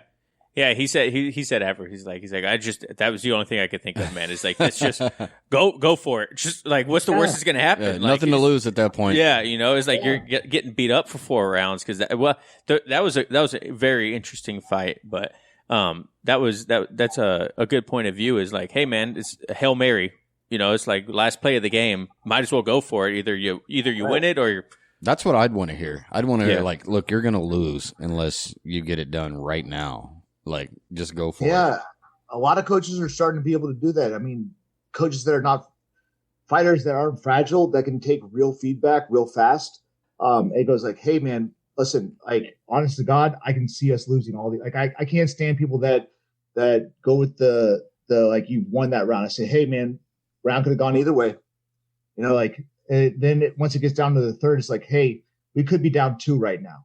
And we're going to need to pick this up. You're down 2. You could be split. We definitely lost the first. The second could have gone for us. Man, we need to make a statement right now. I need you to stand in front of him. No backing down. No moving back. We got to be forward. We got to at least control the cage. If you get the takedown, if you can push him against the cage, if we can get him down on his back, we can seal this deal. But man, I'm going to need this from you. And people should not. It's like people shouldn't sugarcoat fighters. Be like, I won that fight. Like, yeah, probably, yeah. Like, maybe. Man, I don't know. I'm not a judge, but that went both ways, man. It could have gone either way. Let's pretend we're down 2 right now. If we're down 2, we need a 10-8. I need you to knock him on his ass, man. Question we like to always ask people is pertaining to being a white belt, right? And there's plenty of people out there that'll get like blue belt blues or whatever, and then obviously as a white belt, everyone will admit the first thing you want to do is get your blue belt, right? Like that is like the main goal. What would you tell the like a brand new white belt that's just like hunting for the blue belt, but you're like, you should probably listen to this more. Like, what would you? And on that, what would you tell a white belt that may be into this a year and a half, 2 years, and he's still fighting for that blue belt? Like, I think that's another. Like tough time for him right there. Like, should I switch schools or should I just quit? With it? Should I switch schools? Like, do I just suck so much? Like, what would you tell them? They're possible that so everybody grows at different rates. So let's say it took a guy. It's like things are going on with your family. You're in there 3 days a week. That's a pretty good amount. But I would say that it's about 2.5 years. 3 days a week is about 2.5 years. Unless you're something really special. If you're there every single day and you're killing it. Also, are you a competition blue belt? Are you a competition white belt? Does that coach want to see? Are you competing? If you're competing, he may be holding you back because you're not ready for blue belt competition. If you're not showing up or you're not drilling the moves or you're not doing the techniques or you're more concerned with other things than the techniques being taught, basically. I am your so if I'm coaching you and I'm your pit crew, now I tell you what to do, but I'm speaking Spanish and you speak English. We're not gonna gel at all because things I need you to do, you can't do because you don't understand it because you've been too busy with your Rafael Mendez website membership, drilling that stuff, and you don't know the simplest knee cut. You can't knee cut. I'm like, I need your knee up. I need an underhook. You don't underhook. You're just like, I think that, and if you look at it, it goes like, okay, it took me 2.5 years to get to my blue belt, or it took me 3. It doesn't mean it's going to take you 3 years to get to your purple. It doesn't mean it's going to take you 3 years to get to your brown. It just means that period of time of growth was a little bit harder for you than it was for other people. And at the same token, that you could hit your stride at purple. I've had guys that I've held at blue for that came over from another school that were coming in like 2 times a week and then gone for a week and a half. And another 2 times, and they're like, what do I need to get better at? I'm like, I can't tell you because I don't see you enough. Like I haven't had the eyes on you to be able to tell you what your game actually is. I can't tell if it's just bad jiu-jitsu or if it's that you're working on something new or you need to focus on this. If I'm with you all the time, then I know that you're making this constant mistake, and I know that this is what you need to focus on. If you're coming in and you're showing absolute, if you're trying to be good, a coach should know. Like, it's not hard to see. Like, you start to take notice of, like, I have a white belt right now who I noticed 2 months ago, 3 months ago, that was doing well. And then I saw him again. He's been killing it. He's doing really, really well. I don't want that blue belt to go on him until he's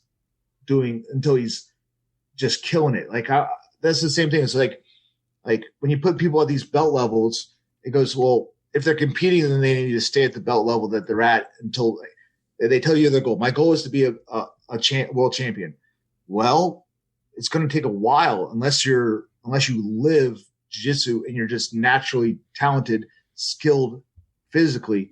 Sometimes it is just the amount of time you put in the belt. And sometimes if you're an old dude and you're just looking for a hobby, don't walk around like a competition blue. Like this blue, all blue belts are not created equal. And just because I give a blue belt to somebody at this point in their life, and I give a blue belt to somebody at a different point in their life, they're not the same person. I grade these people to what their limitations or their expectations are.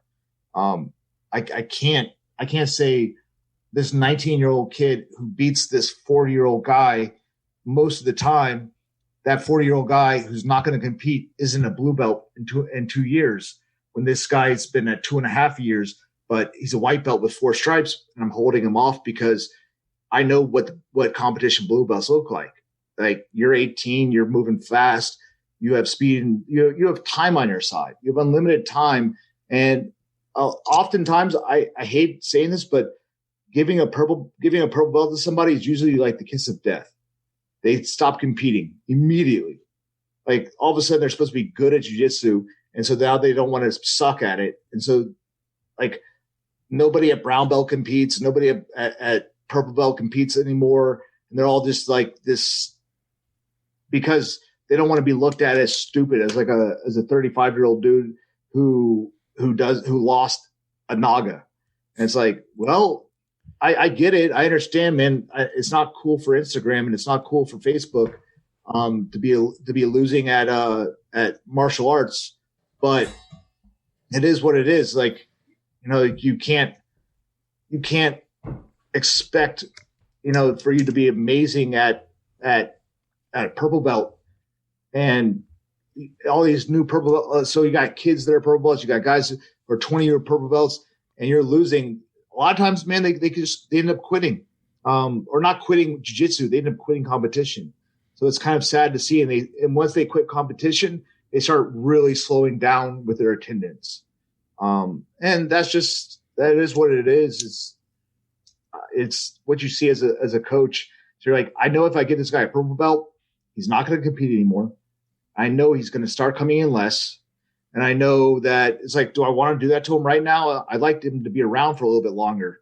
So sometimes you hold him off because something entirely that has nothing to do with his skill. So basically, don't take it personal if you're not a blue belt. Just keep doing what you're doing, because it's not like it's going unnoticed, right? Yeah, I have people I completely dislike. Like, nah, I can't say that. I have people that rub me the wrong way. My job is to coach them on their Brazilian Jiu-Jitsu. My job is to then test them and see where their jiu-jitsu is and grade them as such. I don't care. Like if you have a bad attitude, or if you talk, if you're immature on the mats, that's a whole other story, right? Like those are things that will hold you back from being a brown belt. If you're an asshole, like I can't put a brown belt on you because that's a higher level belt, and that is something that is reserved for people that are influences. They influence jiu-jitsu. They influence everybody else's jiu-jitsu. And people will look to them as being – so I'll hold people back on that sometimes and say, like, man, you got to start helping people. You got to start, like, being a better person in the facility. Like, I'll tell them right away that. But I've given out plenty of belts to people that are not my best friends. That it's not like, no, they earned it. They deserved it. They are where they should be.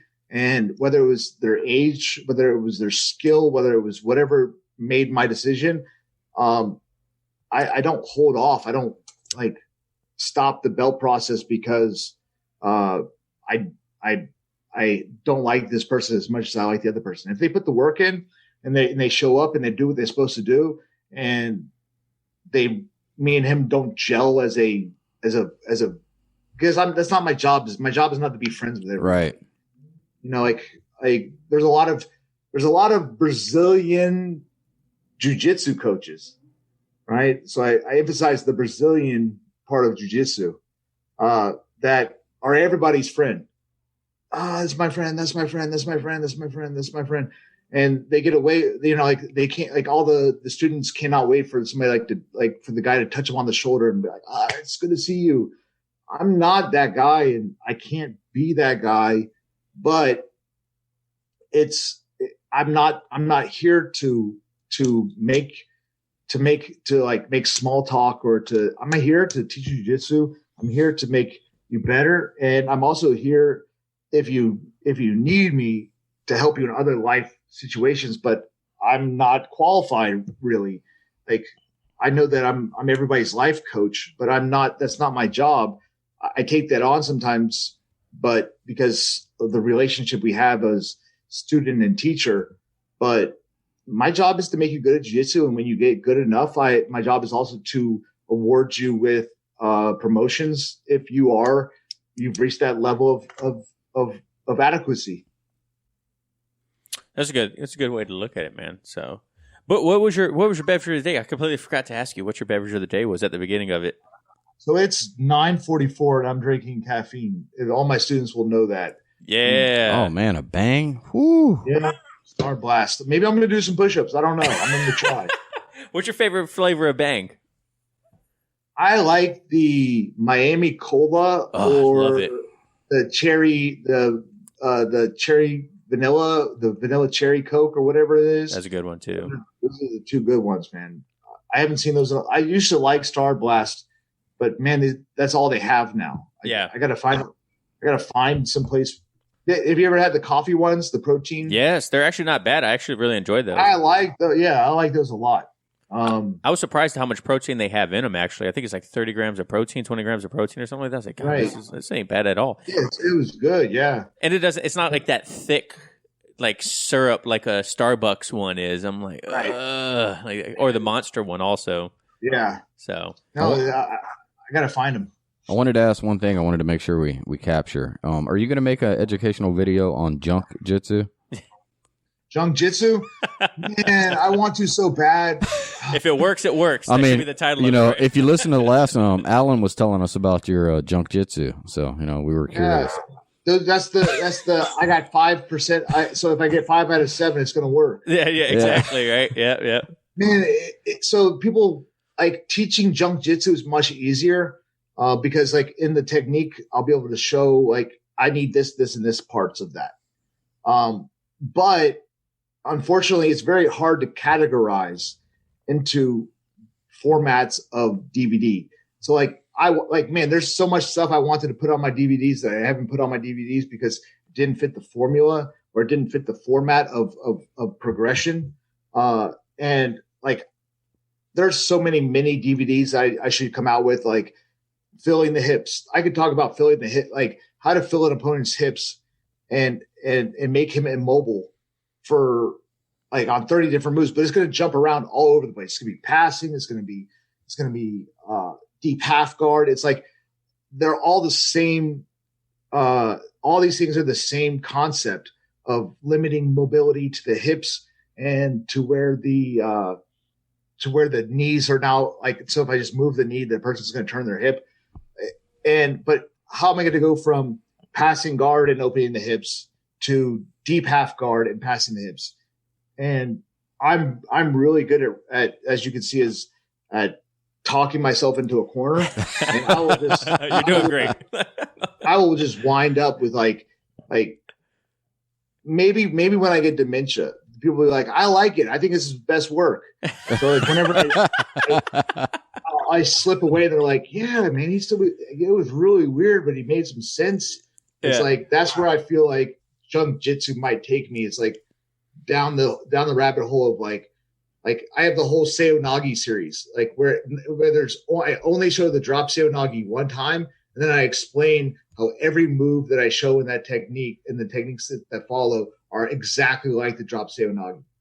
And it's like I'm underneath my opponent. My opponent's arm is trapped to me. What does that mean? My opponent's going to come over top of me. So in any of these situations of Seoinages, so the deep half guard where you get the underhook and then you roll underneath your opponent, that's a drop Seoinage. If you like the Kimura, if I hit a Kimura and the guy starts trying to pass my guard and I push it in between his legs, guess what? I just made him Seoinage himself. There's all these like concepts of techniques that I get off on because they're mechanical weird stuff. I just don't know how the hell I'm going to put it into a DVD. I need somebody way more organized than me. That's what I'm getting to. So one day I'll find somebody who's as organized as they to organize my stupid thoughts. You know what you should do is you should just like have a whiteboard behind you and you're just like writing stuff down and you're like, you following me? You follow me? And then you're like, I think we're going to do here and then here. Does that make sense? And they're like, no, not at all. I was like, okay, then show me. Yeah. Listen, man, I definitely need, that's why I'm working so hard. So I get an assistant one day and the assistant can be like, go. Hey, here you go. Listen, I figured out how to make all that make sense. Great. Let's follow your model. And I'll do my best to stay on track. Make a flow chart. That's what we need. We need more flow charts in jiu-jitsu, man. No. If I had a flow chart, listen, if I had a flow chart, people would just throw it away. It'd be like, it looks like a bowl of spaghetti. I don't understand. Like, yeah. It'd be like, so at the end, it's like, you following this? You tracking this right here? Yeah, this looks like Candyland. Like, no. We playing Chutes and Ladders? Like, what's going on here? Dude, basically, jiu-jitsu is that. Anybody that tries to say that that jiu-jitsu is containable hasn't spent enough time trying to contain it. I have. I've tried to contain it. I've tried to push it into movable facts, but there's some part of me that goes like, hey, but you're not showing this. It's like, yeah, just be quiet. You're gonna pick everything up. If I talk about that, then I have to talk about 50 other things. Yeah. Like, so it's like you can't even like talk about one of the counters, because if you talk about one of the counters as a responsible coach, you want to explain into the greater detail what that means for the athlete themselves. And it's like, well, that's going to be 6 more DVDs. So yeah, that's why I have like a 6-hour DVD now of like, so I split them into 3. There was supposed to be one, and all of a sudden it's 6 hours. It's 160 techniques. And I don't know what else, and I basically stopped doing it. I was just like, I'm done. I have to package this. I'm not making sense anymore. I don't know what I want to do with this anymore. And there's still stuff that I didn't get to put in my DVD that I don't know. Maybe I'm going to teach kids classes or something. I'm going off in like 30 other areas, and like I know Alan's never wants to teach a kids class, but I hope he comes back to Charleston so I can make him teach my kids classes. There you go, man. He's more organized than I am. Yeah, he doesn't realize it. He's a lot more organized than me, and I would love to see him act like a dinosaur and do T-Rex arm.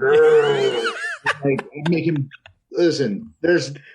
you don't know jiu-jitsu until you've made a bunch of kids in class roar like a T-Rex. There you go. And then we turn to our side and we get our underhook. It's like this is gonna be so good on the video. Yeah, this is gonna be great, man. This is gonna be great. So people will never understand. Like, you're like, oh, I gotta be this and this. I think when you've mastered jiu-jitsu is when you're able to talk to children like you're a 5-year-old, or like a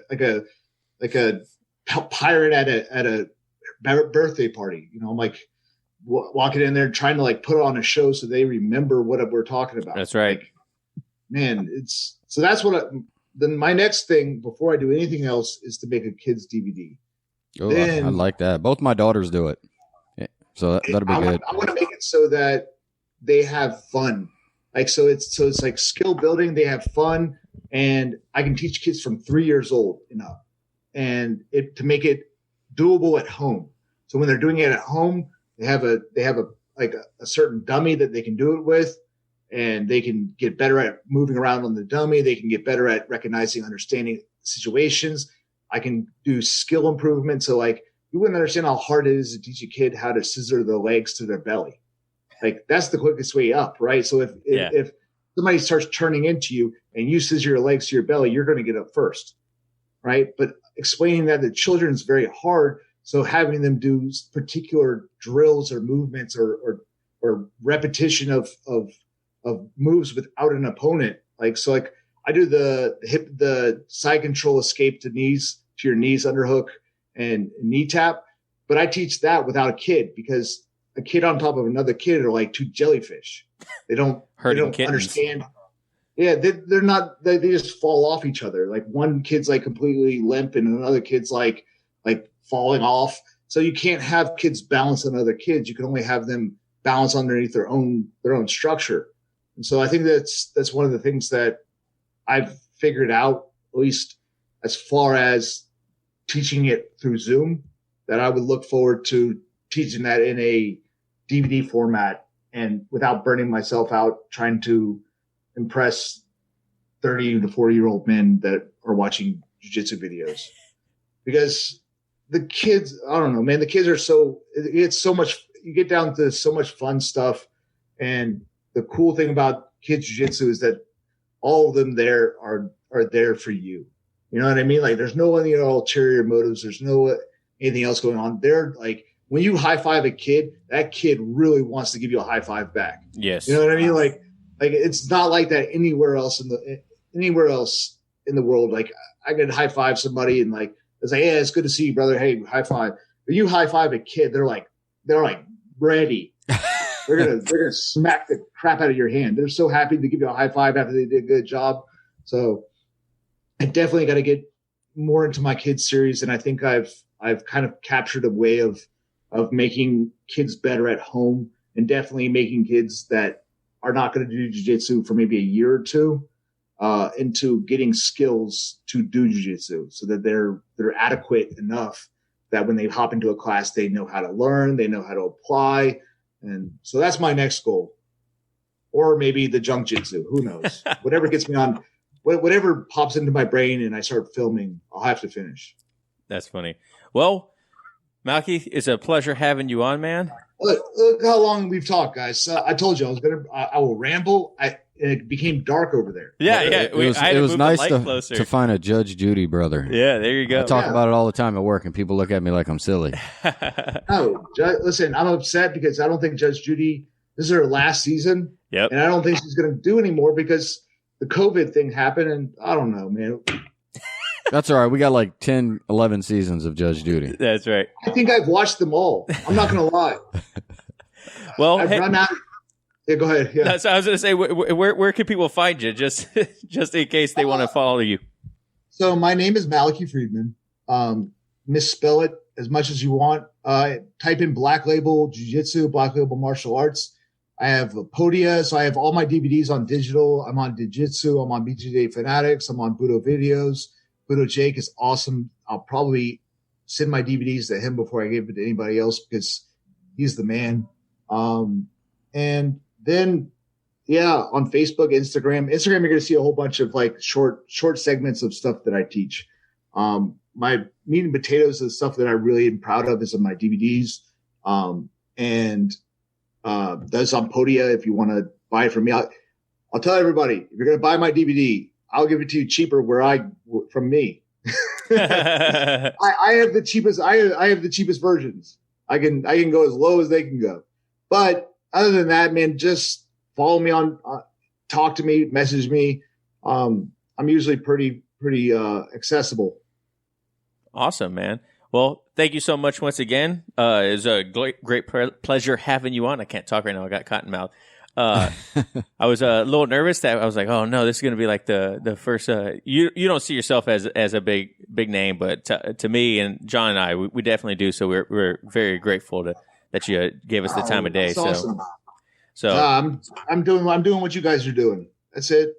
You know, like everybody's at different stages, and I'm still at a stage where I feel like I have a lot to talk about. I'm still coming up with ideas, and like anything else, man, it's a pleasure to be asked to do anything for anybody else's time. Podcasts, whether it's a 5 million viewers or 3 subscribers, whoever I'm reaching, I'm happy to talk to.